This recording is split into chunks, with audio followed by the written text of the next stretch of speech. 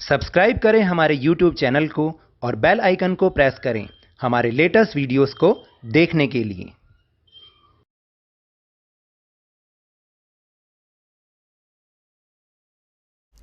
Hello and welcome to Lavneesh Sir की class.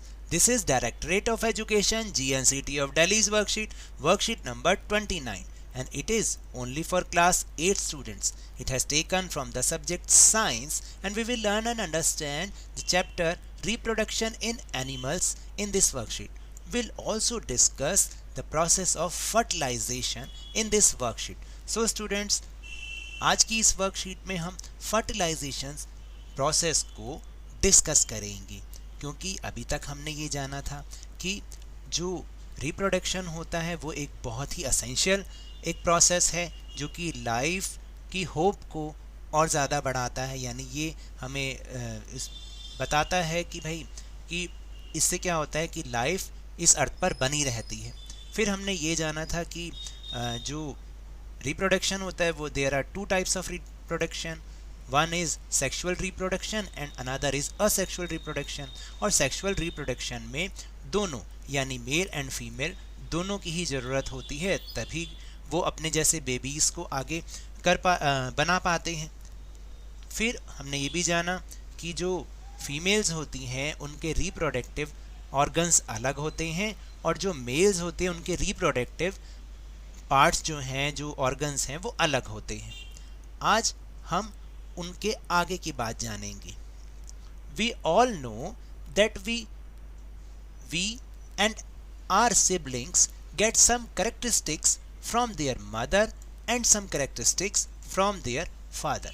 हम सब जानते हैं कि हम और हमारे भाई बहनों की जो कुछ आदतें हैं वो हमारी माँ से मिलती हैं और कुछ हमारे पिताजी से मिलते हैं। Why does this happen? ऐसा क्यों होता है? To understand this we understand the fertilization process. इनको जानने के लिए चलिए अब हम fertilization process को समझते हैं। Fertilization. It is the process of fusion of male gametes sperm from father and female gametes ovum from mother. देखिए फर्टिलाइजेशन क्या होता है। ये एक प्रोसेस होता है जिसमें स्पर्म और ओवम का फ्यूजन होता है, यानी वो दोनों आपस में मिलते हैं। मेल गेमेट्स यानी स्पर्म एंड फीमेल गेमेट्स यानी ओवम। इससे क्या होता है, ये फर्टिलाइजेशन प्रोसेस होता है। There are two types of fertilisation.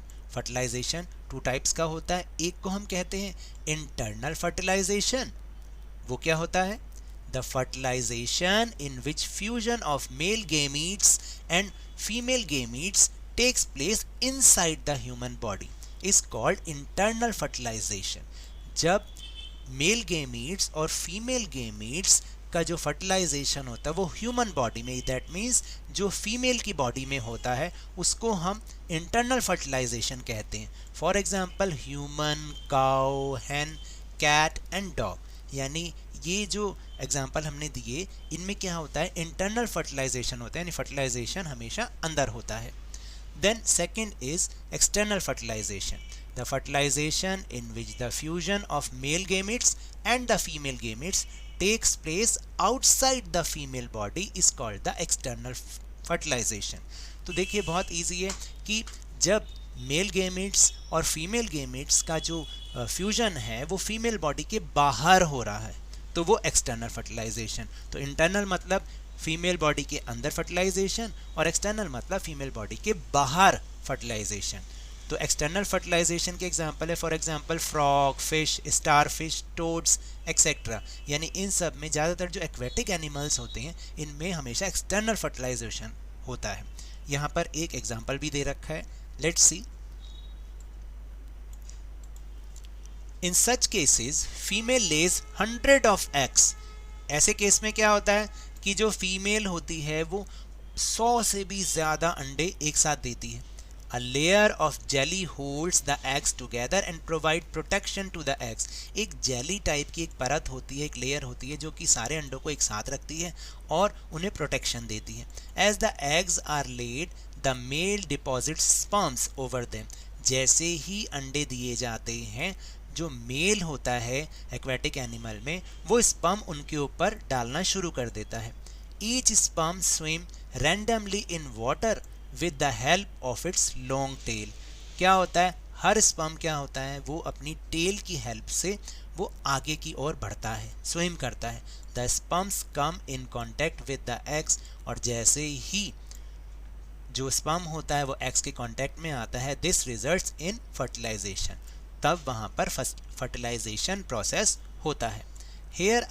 Here the fertilization takes place in water, that means outside the female body, और इसलिए ये जो फर्टिलाइजेशन होता है ये वाटर में होता है, यानी फीमेल बॉडी के आउटसाइड होता है।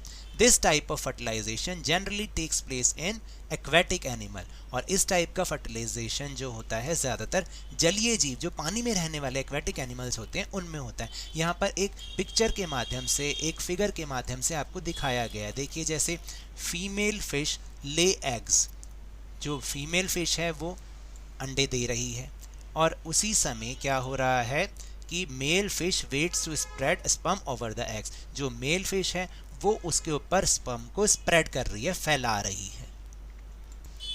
Then have you heard of test tube babies और IVF? क्या आपने टेस्ट ट्यूब बेबीज या IVF के बारे में कभी सुना है? इसका तो बहुत बड़ा बड़ा ऐड भी आपने कई बार न्यूज़पेपर में देखा होगा कि आखिर ये IVF क्या होता है।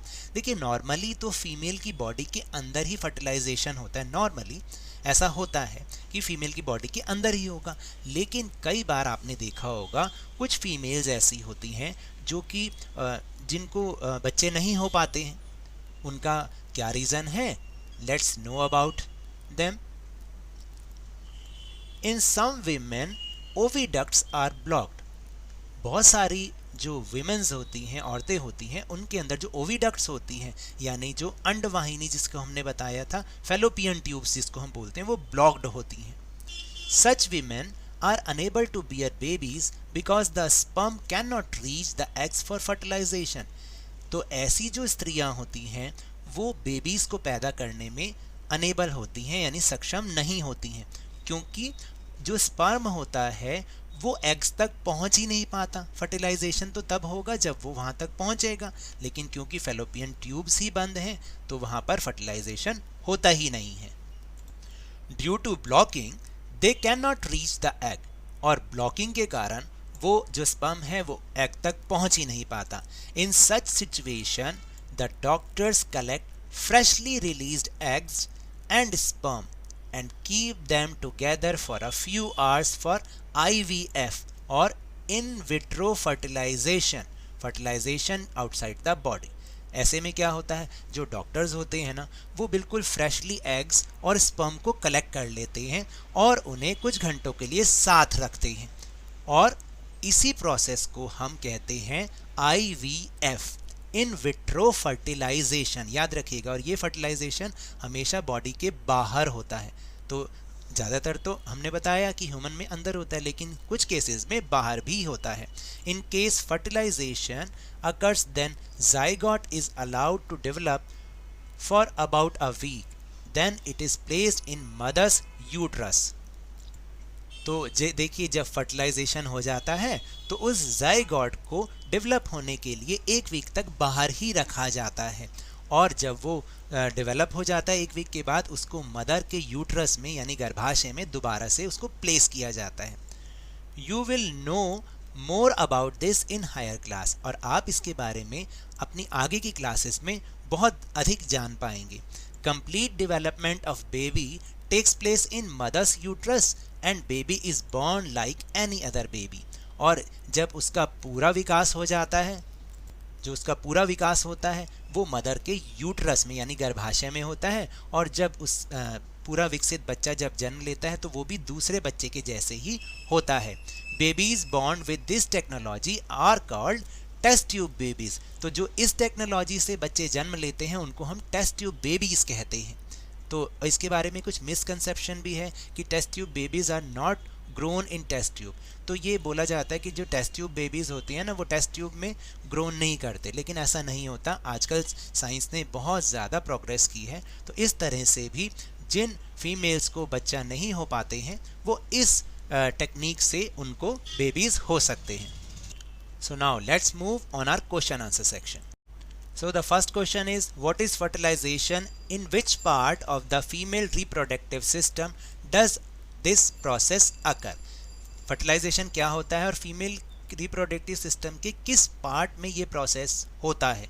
तो इट इज़, देखिए फर्टिलाइजेशन क्या होता है? It is the process of fusion of male gametes sperm from father and female gametes ovum from mother. तो इसको हम कहते हैं फर्टिलाइजेशन। क्या कहते हैं? Fertilisation. And this process occurs in female fallopian tubes. और ये जो प्रोसेस होता है वो कहाँ पर होता है? फीमेल की फेलोपियन ट्यूब्स में होता है।